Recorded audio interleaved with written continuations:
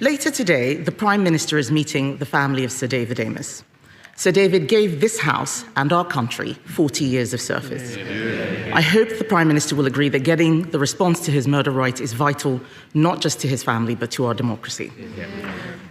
Mr. Speaker, every week, I speak to businesses who are letting go of staff or closing.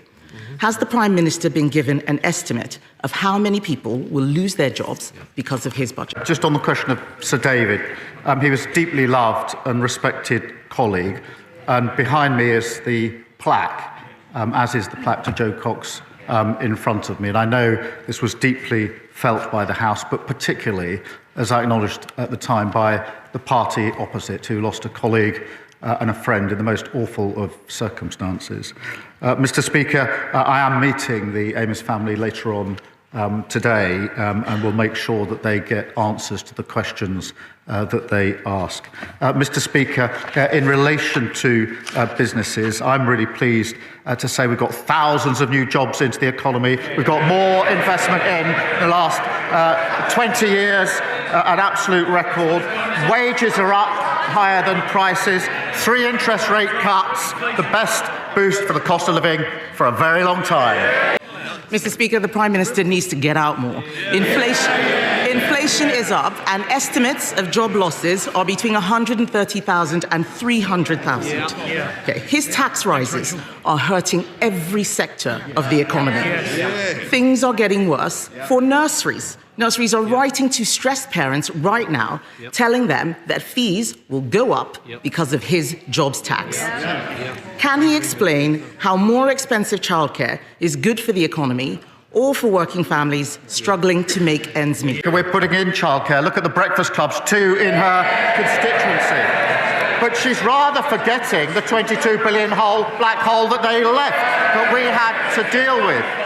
That's why we had to take the necessary but right measures we did in the budget. And what's her response?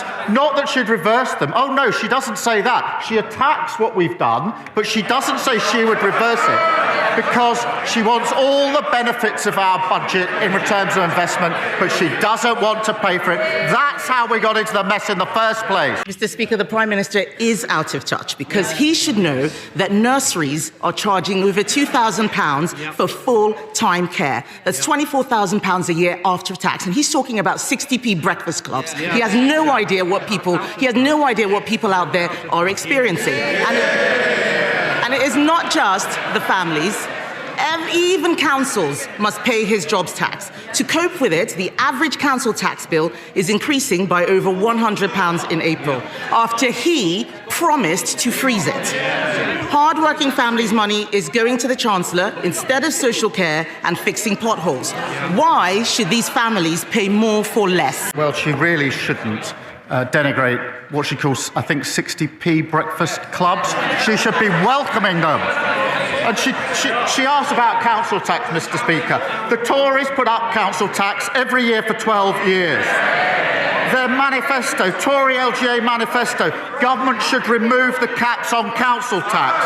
And then Hampshire Council, Tory, wanted a 15% increase. We said no.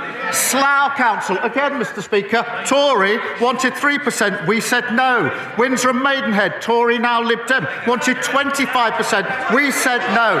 We're the ones that are doing the right things to get this country on the right track. Mr. Speaker, the point is he promised to freeze, and they are going up.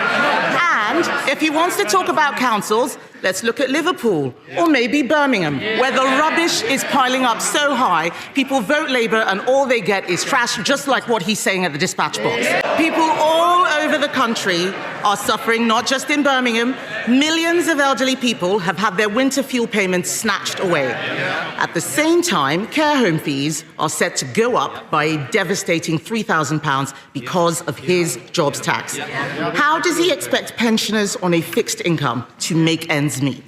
This is why it's so important that wages are up higher than prices. That's why it's so important that the interest rates are coming down. This is the biggest boost for the cost of living for a very, very long time. What we're doing is picking up and fixing the mess that they left.